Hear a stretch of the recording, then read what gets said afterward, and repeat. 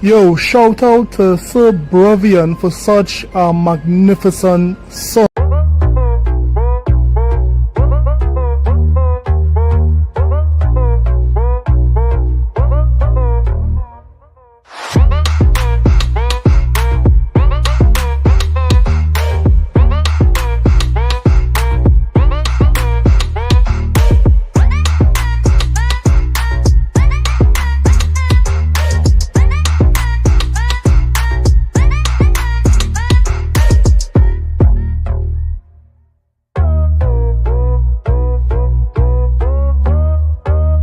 Come on in, guys. Let's talk about this.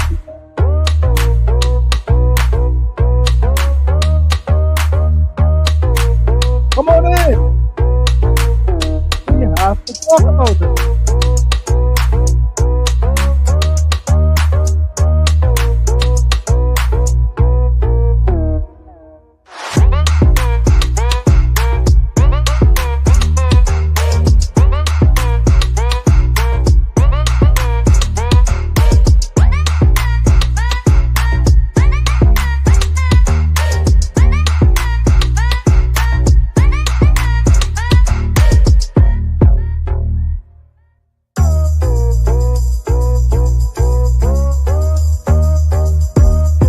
Come on in. Let's talk about it.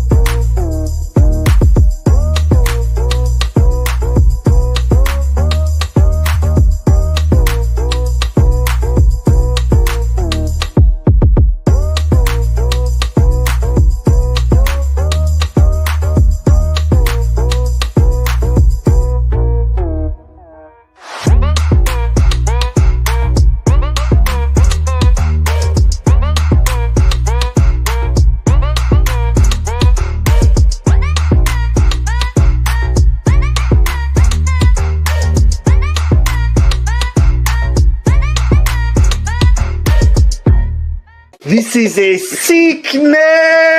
Let's get it. Yo, how are you guys going? How are you guys feeling? You might be asking yourself, what am I doing on this hour of the day? Well, today I did take the day off.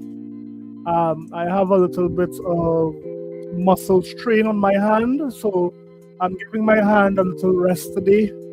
But these ponies still have to get this work. Today we have a lot to talk about.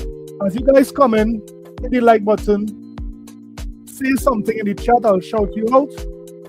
And also, we will talk about it. Professor Strong, the first one in the building. Shout out to you, Professor Strong. I know it's not a day that I usually come on, but I say that, you know what, there's so much news going on. I have to talk about it. I took the day off, so I need to talk about this. We need to talk about everything happening surrounding, the gaming industry. Now, one of the big news that we have to talk about is we have to talk about this Soros situation, right? We have to talk about the situation where it is a top guy in the PlayStation ecosystem is saying that it's just a plastic box. I mean, what is he doing? What is this guy doing? He's telling the truth. That's what he's doing. He's telling the truth. But before we even get to all of that, I need to call out Colin Moriarty. I need to do it. You know why I need to call out Colin Moriarty? A couple of years ago, Colin Moriarty said that Microsoft is training their gamers not to buy games. That was his talking point on his show, and that is what he was telling all the PlayStation fans to say. Xbox gamers don't buy games. Right? That was the narrative given to us. But it just so happened that as the months went on, we keep seeing that the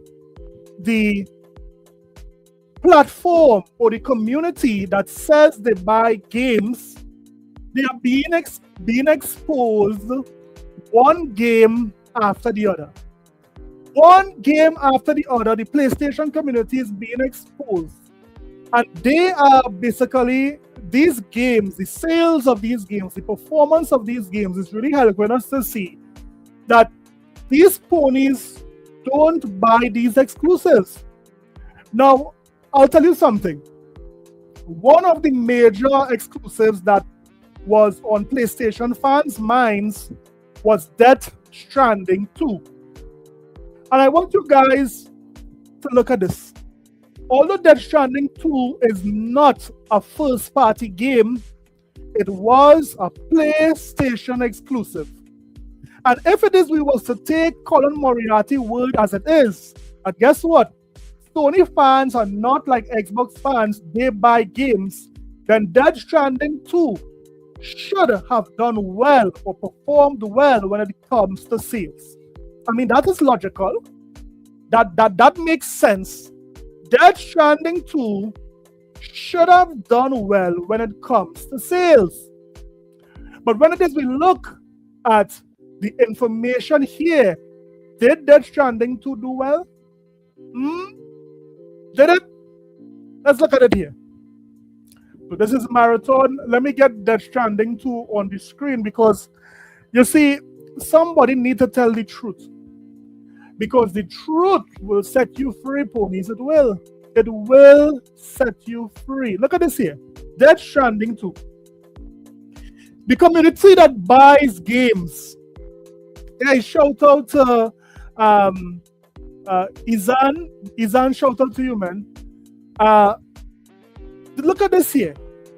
Death Stranding 2 on the beach had a slower than expected commercial start on the PlayStation 5, selling roughly 1.6 million copies on the console. Yo, Karen's Raisins Potato Salad. What up, man? What up? We're live early today. This is a surprise stream. I don't normally do this, but I took a day today. I took a sick day today. My muscles was giving me a little problem, so I took today off. So we are talking about how Colin Moriarty said the Xbox players don't buy games, right? But what could we say about PlayStation gamers?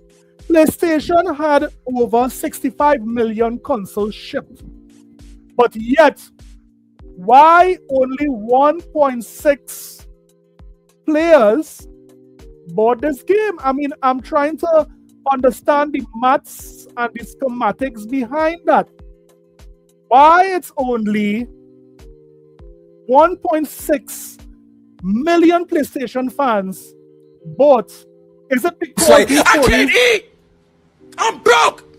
I don't want to think these ponies are broke because these ponies bought Horizon 5 in droves. Are you telling me the PlayStation exclusive Death Stranding could not outperform an Xbox game? Death Stranding has the Decima engine, doesn't it? These guys said that they buy games. Death Stranding was a bust. It was a bust, and all I have to say, ponies, is this. Gotcha. See, it's not only Death Stranding. You see, it's not only Death Stranding. So Death Stranding 2 sold only 1.6 million copies on the consoles, while reaching over millions of copies in a short time. It is a solid achievement. Industry analysts and community considered the launch underwhelming for a major AAA sequel. They did Kojima wrong. The PlayStation community did Kojima wrong. I mean, I can't understand why they did not support Death Stranding like how it is. No wonder why Kojima is telling the ponies this. You can't do this to me. I started this company. You know how much I sacrificed? You know how much Kojima sacrificed to bring this exclusive to the PlayStation community, and you ponies did not, you guys just didn't support. It was not supported well. But you see, it's not only this exclusive that the PlayStation community did not support well. Let's look at it. Because you see, somebody, no one else is talking about this, and someone has to talk about it. Someone needs to point out the elephant in the room, right? Look at this here. Astro Bot. Astro Bot, a game that sold, is a game of the year, basically. Astro Bot is game of the year. And notice what occurred here with Astro Bot. Okay. It says Astro Bot has now sold more than 2.3 million copies. Is this a success? What up, Yataza? What up, what up, what up? Shout out to you and the family, man. I'm having an early stream today, man. Unexpected. Because someone needs to call out these ponies, Yataza. Someone needs to do it. They said, Colin Moriarty told me that PlayStation gamers buy games. Xbox gamers were trained not to buy games because of Game Pass. That is what he told me. That is the narrative he sold. But as I look at the evidence, so we just saw Death Stranding 2 flop, selling only 1.6 million on PlayStation 5. It sold the other 400,000 on PC. What about Astro Bot? Astro Bot, they said, was a massive success. They said Astro Bot killed it. That is why it got Game of the Year, right? Crimson Desert doubled this within a couple of months. 2 months. Crimson Desert doubled this. And this is Game of the Year. This is the community that buy games. Astro Bot, PlayStation, big 2024 exclusive. Hey, shout out to Anime Social Central, man. Makoa, shout out to you, man. Hit the like buttons on your way in, guys. Hit the like button on your way in. If it's the first time you're seeing the stream, I don't usually come on this time, but you could support your guy and hit the like button. Shout out to Alex Gaming. Alex is in the house. Alex is in the house, right? Astro Bot sold 2.3 million copies. Now, if this is a win, let me ask you this. Let me make an illustration. If you had a son who had to sit a test, and this test is marked out of 95, if your son comes home and says, Dad, I got 2.3 out of 95, what would you do? This is a question to the chat. If your son came and said, I got 2.3 out of 95, what would you do? You know what would happen in the Caribbean? Guess what would happen in the Caribbean? Don't run. Don't run. 2.3. Don't run. 2.3. Don't run. Don't run. After I spend all that money to carry you to school, buy books, I make sure you are fed well, you have everything you need to succeed. After I spend all that money to carry you in school, and you said you come back with 2.3 out of 95, that is a failure. That could never be a win. That is a failure. Astro Bot being Game of the Year, Astro Bot being a PlayStation exclusive, having an install base of 95 million shipped. You telling me this is all the PlayStation community did? Terrible. Horrible. I mean, this is pathetic. Right? But then again, One of the arguments these ponies might say is this. But Xbox don't do any better.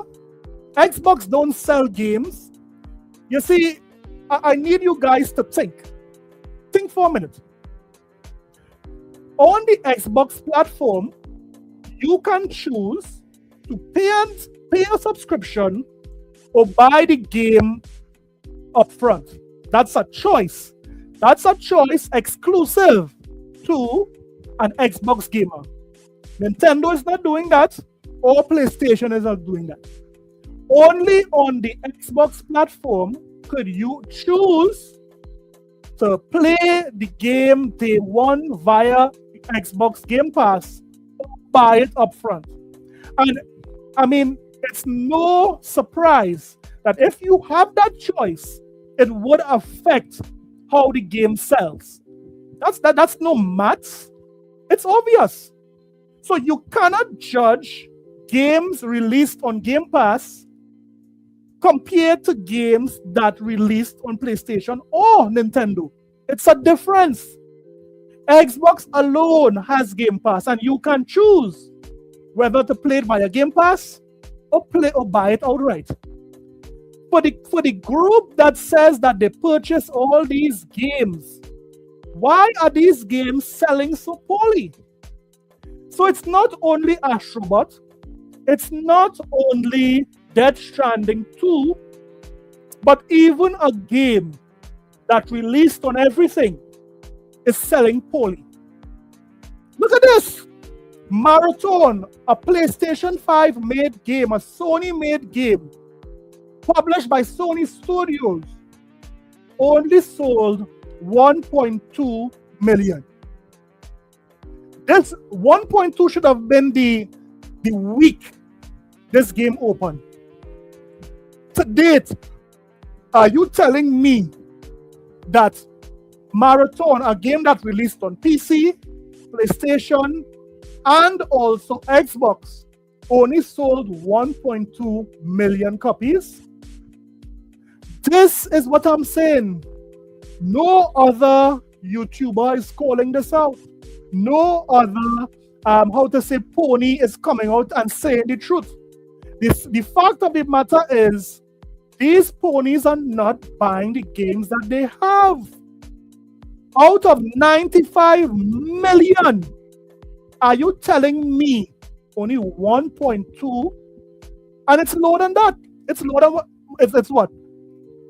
217,000 persons on PlayStation 5 bought Marathon. This is the support the PlayStation community give? Terrible, horrible, and it exposes the PlayStation community just as who they are. They all they do is talk on Twitter. They don't go and buy these games. 70% of the player base is on PC. 70% of Marathon is on PC. Hey, Rob, shout out to you, man. Shout out to you. Right? 70% of PlayStation fans, players on Marathon, is playing it on PC. The PlayStation community didn't support it. And I'm not even going to get in to how much would have bought Returnal or Sons of Sparta. I'm not even going to get into it, because this is a shame. This is appalling on the PlayStation community. You guys are looking bad at this point. I mean, you guys, I'm watching you guys. I'm watching. You guys are looking bad. Woo, buddy. Shout out to you, Mike, for coming on. Shout out to you, Mike. Right? So yes, this is what we are seeing here, very clear that is happening right now. But that brings us to Soros. Because although the PlayStation community hyped this game up to the sky, I was expecting Soros to do a little better. Because although Returnal did not sell well, I mean, the amount of hype the PlayStation community had for Soros, I was expecting Soros to at least sell opening, let's say a 700,000, because after all, you guys have 95 million consoles out there in the wild. Yeah? So selling 700,000 of that, which is basically 0.0%, is a little under 0.0, so it could be 0.6% of the entire install base. It really exposes you. But let's look at Soros. Let's see how much Soros sold on the PlayStation 5, because this ain't looking good. This is not looking good in the slightest, right? Look at this.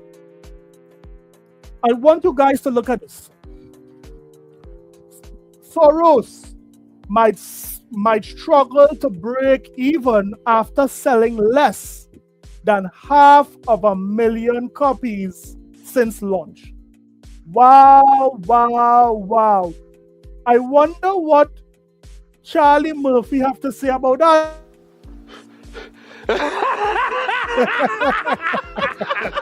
You police not buying these games. You police not buying these games. I need a formal apology from Colin Moriarty. Where are you? Colin Moriarty, where are you? How could you explain these sales? Is it that PlayStation is training their gamers not to buy games? Is there someone out there training PlayStation fans not to buy games? Why am I seeing these low sales? Shout out to Mike Laurie. Shout out to you, man. Biscuit. Oh, yeah. Biscuit, shout out to you, man. Biscuit, shout out to you. Shout out to Shaolin. Shaolin, shout out to you, Shaolin. Who did I miss? Who did I miss in the chat? Shout out to everyone in the chat, guys. Do me a favor, hit the like button, hit the subscribe button. Support your boy, throw something in the chat. We have members up as well. Members get the videos first. And, you know, keep the lights on in the back here. But yes, Colin Moriarty told me that Microsoft trained their gamers not to buy games. So then what is Sony doing? At least Microsoft gamers have an excuse. We have Game Pass. Persons will not buy a game if they will have it on Game Pass. Maybe if they really like it, after they beat it, they might decide to buy the game. But let's be honest, if it is you have Game Pass and you are playing these games day one on Game Pass, why would you see the need to buy the game? Tell me. If it is these ponies said they're buying the games, then explain Soros. I'll wait. Explain Soros. You guys could pay for Forza Horizon 5, but you guys can't pay for Soros? Thank you. You're making us pay for water, you son of a... Yes, because you love it. You're making us pay for grapes, Yes, everything. apples, things Yes. that God gave us for free. No, you're going to get it for free. Ha! You will burn in hell when I'm through with you. Nobody's burning in You will hell. not be allowed in my Father's house at all. I know. Hey, shout out to So Hazard, man. So Hazard, how are you doing, my brother?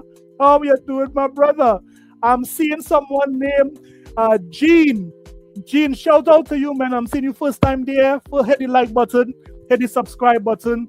We give you some great content here, man. We call out the PlayStation fans. We call out the bullies of the gaming industry on this channel. We call them out. So, if PlayStation gamers buy games, explain Soros sales. I would love for a pony to come on this stream and explain this. Look at this. According to Alina Analytics, Soros has had a lukewarm. You call this lukewarm? This is cold. This isn't no lukewarm. This is Alaska. This is not lukewarm. This is a frozen beverage. This is a frozen, this is a sickness. This is a sickness. It is deviant, therefore we don't want it. Shout out to my boy there, Yataza, man, for being a member for 18 months. We appreciate your support. Yataza is saying, Sony is training its players, its player base to buy GTA. Yeah, they are all waiting. Sony is hoping GTA 6 makes a dent on their console sales. All of these ponies are hoping for GTA 6. Everyone is relying on GTA 6. GTA and Take-Two have Sony in the palm of their hands. They will do anything right now for GTA 6. And that's a fact. And it really shows that their software is weak. Sony is looking weak by saying they are reliant on GTA 6 to sell their platform. That's weak in my opinion, right? You guys claim to have the best software in the world, but yet you guys are reliant on GTA 6. Get out of here. So let's look at this article because I need a pony in the chat. I saw some ponies here. Where is these ponies? I think Alex was a pony. Why is no one not supporting Soros? Could a pony give me that answer? Although House Marquee Returnal didn't light up the world, go figure, didn't light up the world on fire, when it came to sales, it was still one of the most highly rated games on PlayStation 5. Rating means nothing. Ratings does not translate into persons going out and buying these games, right? With that in mind, it came as a very nice surprise when the developer announced Soros last year, which looked to build the Returnal's gameplay into something interesting. So what they did with Soros is they made it easier. They made Soros easier.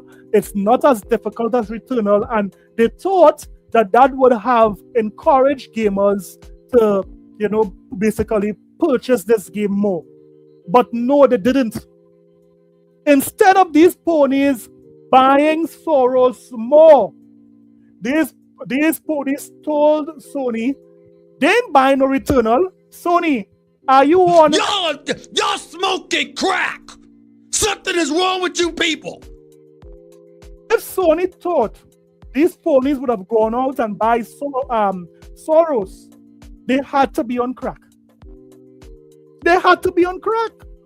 Sony was looking for money from Soros, but when we look at the evidence, none of these ponies, none of them supported this game in their droves. Why is that? Why is that? So, time and time again, guys, we keep seeing that the PlayStation community is not supporting the games that they have. No pony out there cannot say ever that they are the community that buy games. You buy Xbox games, right? You buy third-party games, but to say that you buy your first-party games, no, you can't make that statement. That would be a lie. It would be a blatant lie. Sorry, ponies. Sorry, not sorry. Sorry, not sorry. Right? I'm not even seeing Dreamcast guy making a video on this. Where is Dreamcast guy? Soros is dead. PlayStation is dead. You know why? Because he's out here twist up his eyes for crack. But look at Dreamcast guy here. Where is the video?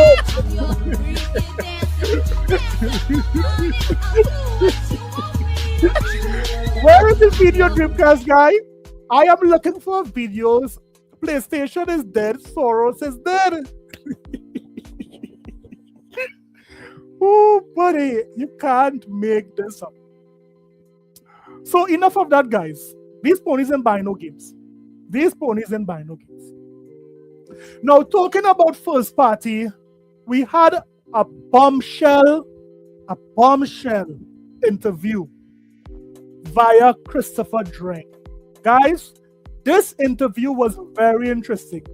And although the main point of this interview is that a PlayStation executive is telling everyone that they don't even make games like that.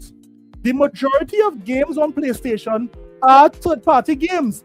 If the third-party developers decide not to put games onto PlayStation, it will be a dead console. That is what this interview is basically saying. And I want to play this interview for you because this interview shows the final boss of money hatting. So every game that Sony ever money hatted was this guy. This guy was responsible here. This is the money hatting extraordinaire. He is the one who would have blocked Black Myth Wukong. He is the one who would have blocked Stellar Blade. This is the guy. He is the final boss of money hatting. Right? But let's listen and let's see what he did and what he is employed to do. Listen, and you need to read between the lines. Listen to Christopher Dreng. Christopher Dreng, he is a pony in disguise. He disguised better than any Transformer, any Autobot, any Decepticon. Christopher Dreng. Let's listen to him. As an industry leader, a responsibility to continue to drive and push to grow the whole industry, not just our own business. The pace at which I'm seeing some of the teams in China and South Korea move are astonishing. There are no dire times for the industry ahead as far as I'm concerned. Very smart decisions are being made by our partners. Very smart decisions are being made. What did he say? Very smart decisions are being made. Concord wasn't a smart decision. EA Games wasn't a smart decision. Was Marathon a smart decision? Very smart decision. Look at here. Very smart decisions are being made by platforms. By platforms. Hello and welcome to the Game Business Show with me, Christopher Dring. It's a bit of a different one this week. I received a question on one of our previous episodes which asked about the process of getting support from platform holders, specifically in this case, PlayStation. Right. Now, I mentioned that to my contact over at Sony, and that has led to this interview with Christian Svensson. Christopher Svensson. What's his name? Steffson. Christopher Steffson. Let's listen to him. Who is VP and head of second and third party content ventures and strategic initiatives at PlayStation. In other words, he oversees the games not made by PlayStation's first party studios. So he is the guy that seeks out all these third party games and decides if he's going to buy them out, preventing them from coming to Xbox. Listen. So that encompasses external indies, AA publishers, and even games that PlayStation have funded from external studios. He also oversees a lot of PlayStation's activity in China. To set expectations, this interview isn't about PlayStation 5 or PS6 or the brand in general or price rises. It's specifically about how developers work with PlayStation. And although I know some of my readers... We will see firsthand how Sony goes about money hatting games, preventing them from coming to Xbox. Listen. We'll be familiar with some of this. I was surprised at just the extent of the things that PlayStation gets up to when it comes to supporting and working with external teams. So, without further ado, here is my chat with Christian Svensson. Hello, Christian. Welcome to the show. Thank you for having me, Chris. Really appreciate it. It's to begin with, it's probably worth sharing who you are. So, for those that don't know, what do you do at PlayStation? Who are you? So, I am the Vice President of Second and Third Party Content Ventures and Strategic Initiatives, which is a very long-winded way of saying I've got about 5 global teams that I work with. But I'll talk about this kind of in the context of if you were a new developer, where might you interface with our team? So first is our partner development team. And they're... No, I would say that having a guy like this in his portfolio is very beneficial to Sony. Sony is doing everything they can to prevent games from going to Xbox, especially games that they might have potential for being big. As you guys know, Black Myth Wukong was a very good get for PlayStation.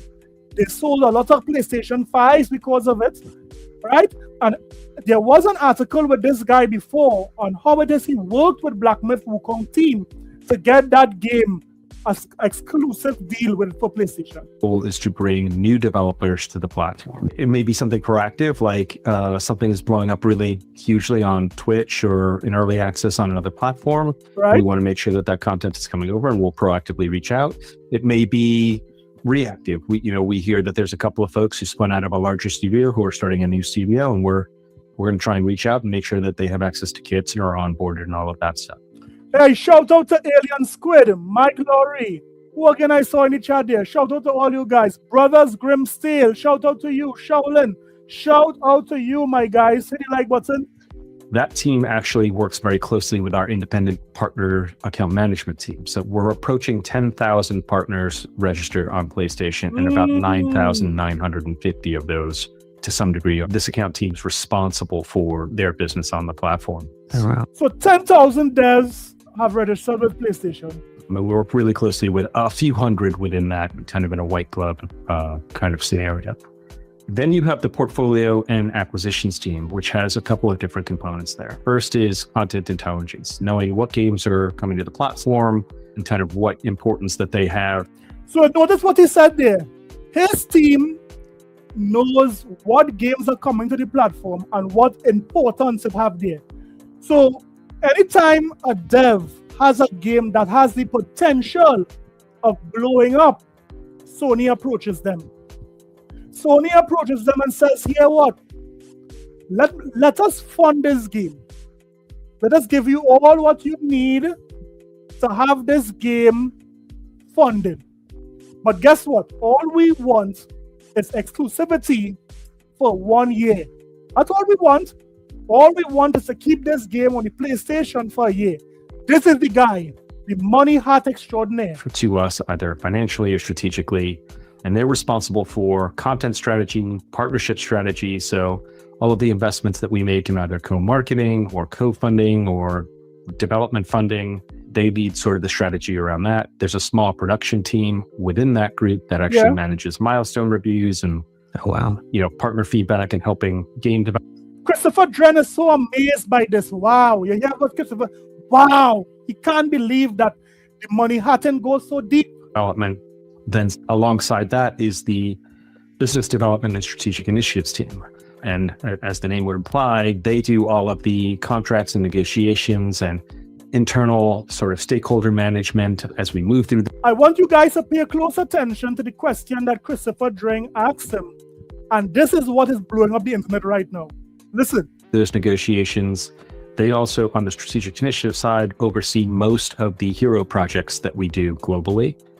They also act in executive production capacity for some of the second-party project work that we do. Yeah. And then the last piece is the China software division. So the function there is growing the number of titles and teams we work with across China and getting games released. Microsoft should do much more work in China. I would give them that. In China, even if they're not made in China. So even foreign titles coming in, getting them approved and released and getting more content on the platform officially there. Oh, wow. It's a wide ranging, but games are at the center of everything that my team does. We are a content. No, tell the truth. Games is not the central part of what your team does. Money Hatton. Tell the truth, Christopher. Money Hatton is the core of what your team does. Say it as it is. Don't lie. You're lying. Say the truth. Stop lying. Oh Lord. That is a lie. Why are you lying? What you just call that? Why do you call that? Like a lion bites you. Like a lion bite you? Focused team. Well, that's interesting because PlayStation is very much the dominant force in console games. Your big competitor is now one of your partners. You hear the kind of question, Christopher Dren. Who can't tell me this guy's not a pony? Listen. Is it still important for you to sort of maintain this big level of support for third-party publishers and developers? Aren't you sort of the only option? Yes and no. I think if you look at PlayStation's history, from the very beginning, we've been a very third-party focused ecosystem. From the very beginning, PlayStation has been a third-party focused ecosystem. That's out of the. This is out of the mouth of an executive of PlayStation. From the very beginning, PlayStation has been a third-party focused ecosystem. So when it is these ponies come out and said that here what our first party is what sells the console, you don't know the history of PlayStation. Look, he's saying it. And if you talk to Nishino-san, who obviously has a very product-led background, he will say, look, a PlayStation is just a plastic box without content. What? So here we have high-level PlayStation executives, CEOs, saying that PlayStation is a box without content. So all these ponies used to be talking about, they have games. Your own CEO is saying, stop lying and hold on to this. Oh, good! One and done! He ain't getting up! Yeah. Hey, shout out, Derizi, shout out to you, man. The one and only Shrek, shout out to you guys. Shout out to you. Hit the like button as you guys come in. We are exposing these ponies. We expose them, but they don't buy games. We exposed that already, right? Now we are showing everyone the guy who is responsible for money hatting PlayStation, third-party games to PlayStation. And also when he said that PlayStation basically have no content. They have no content. Listen, it's not me saying that, guys. I didn't say it. And third parties are the lion's share of the content that comes to the platform. So it is critical that we continue to lean in and drive and be ambitious and bring new voices to the platform. If we ever stop doing that, the industry will stop growing. Wow. They are saying that here, but if they don't money hard games, if they don't snatch up these third-party devs before they're able to put their games onto everything, they will die. They claim to say the industry wouldn't grow. Sony would die. We have, as an industry leader, a responsibility to continue to drive and push to grow the whole industry, not just our own business. Well, that's a good answer. This is probably a naive question. There's probably readers of the. Actually, I do know that listeners and viewers and readers of the show want to know this. So, but I think it's a naive question as well. How do developers work with you? What is that process even like? So it starts with obviously first registering at PlayStationPartners.net. So you have to be an official registered partner. It is free. It is not an onerous experience, but we're going to ask you a bunch of questions about who you are, what your company does, what's the game you're making. You're going to tell us a little bit about your game, and then you're going to go through. So all the games that came from the China project, we noticed that most of those games have a year window. Because when it is you look at the disclaimer after they show the video, it shows that, some of them have 6 months, some of them have a year. So all of these deals were made by him. This is one of PlayStation's strategy to ensure that they sell games or they sell their console, right?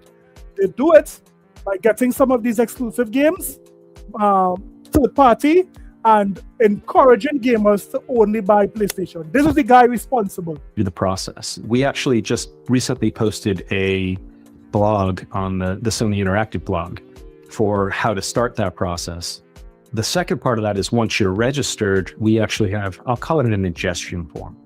And there's a link in the blog to that form where you can tell us more about your project, when's it coming. You can, submit pitch decks, trailers, builds. Now, the doc of debt, it's not only that, but think about this.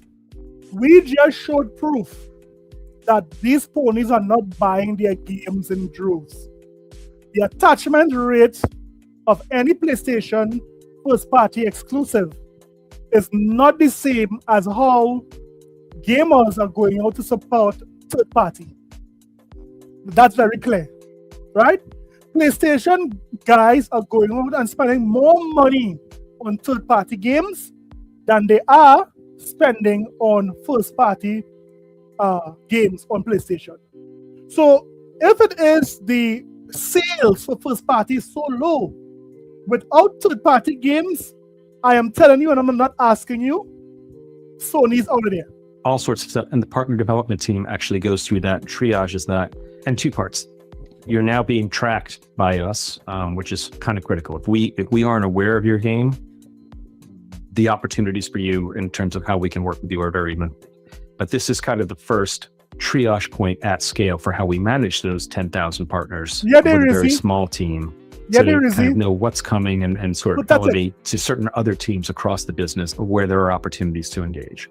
You can make asks of us in terms of, hey, here are things that would be helpful to us as we're doing things like programming state of play, as we're doing things like thinking about funding opportunities or grant opportunities or participation in our indies days or any other content communications pieces. Those are all things that start there. The other part of this, obviously, is once you're signed up, you can get access to a dev kit and a test kit while supplies last. So he's showing you guys the process of indie devs coming into the web of Sony. He's basically explained it from the sign-up process to the time when the devs actually get a dev kit. He is showing you what devs go through and how they basically have. I'm positive this guy have a team dedicated to looking for the next best thing when it comes to indie games and trying their best to secure it for Sony. Now, most of these devs are starting to get smart. They would have seen that nearly every dev that Sony has a partnership with, they are not staying with Sony. Look, we are hearing Stellar Blade don't want to have anything to deal with Sony. They want to publish their next game. We are seeing so many other companies that once had exclusive deals with Sony is breaking away. Square Enix is a perfect example. Square Enix said they would never put another exclusive game onto PlayStation. The sales for Final Fantasy was not good when it was exclusive to PlayStation, right? So these devs are seeing that they can go down in a hole, they're the 6 feet under, if they make a deal of exclusivity that is permanent on Sony. While funding in a given fiscal year is still in effect.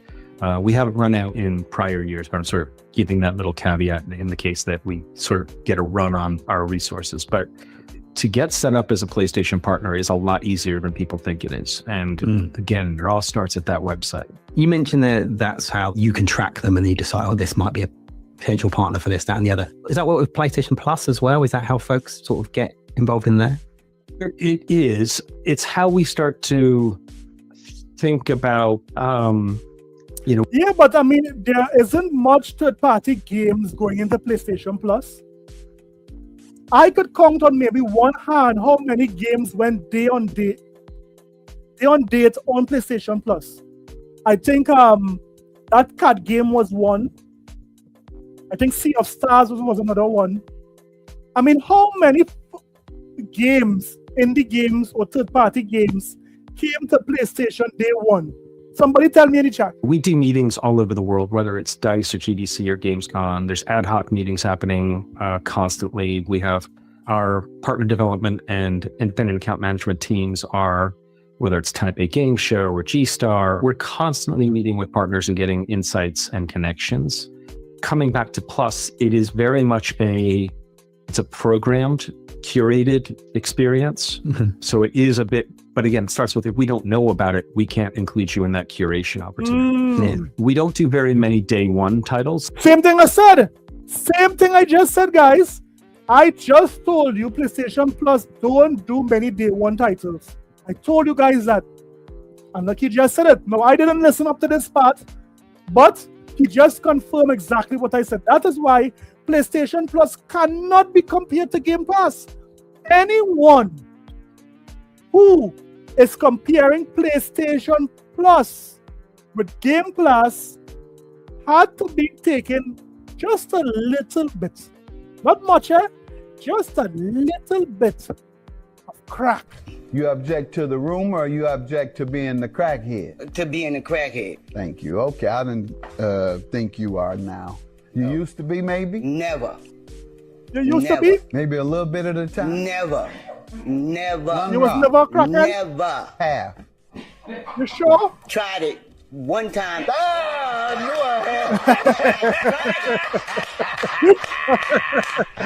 knew I had Just a something little going on. bit.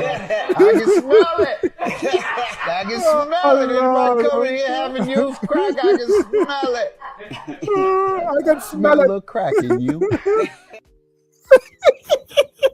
So yes, anyone who say PlayStation Plus is anything close to Game Pass has to be doing just a little bit crack cocaine. You know, we do them largely for indies, and there's probably between 4 and 6 a year that we kind of 4 and 6 a year, day one release PlayStation does for PlayStation Plus. Cannot be compared. focus on.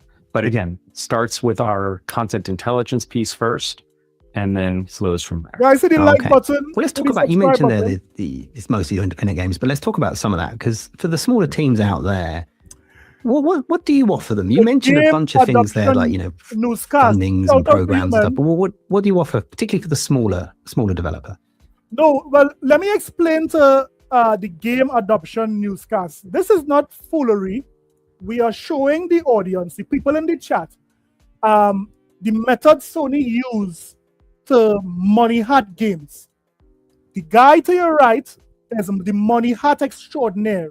He uses what Sony would have, hired him to do to secure games, money hat games, and have it exclusive on PlayStation. So, although persons are not going to go as in depth as how we do here on the Let's Get It podcast on the Island Gaming channel, I am doing it. I am showing persons the techniques that Sony use to secure games, because their first party games are not strong. Their first party games are weak, right? Listen. For the smaller developer, the biggest thing is, I'll give you an example. At GDC and Gamescom, we've been running something called our Indie Breakfasts. Mhm. And it starts with, this year we ran 2 sessions. The room could hold about 75 people. Both sessions were completely full. Obviously, we offer some breakfast, some orange juice, some baked goods. But the key thing is a bit of a walkthrough of best practices, tips and tricks, things that a lot of our partners aren't necessarily availing themselves of or think that we can't do. So it's a short 25, 30-minute presentation. And then for the next hour and a half, it turns into an Ask Us Anything. We have subject matter experts in the room from store, from marketing, from operations, cert ops. Ask us any question that you want that is relevant to your business. And the feedback that we've gotten out of that exercise has been extraordinarily positive in terms of the level of transparency and tangible. Every company, how many studios of recent time Sony would have bought and is now dead? Let me ask you guys that. How many studios that Sony would have had a deal with, or they outright went out and buy, and those studios right now are dead? Right now, Bungie is a shadow of itself.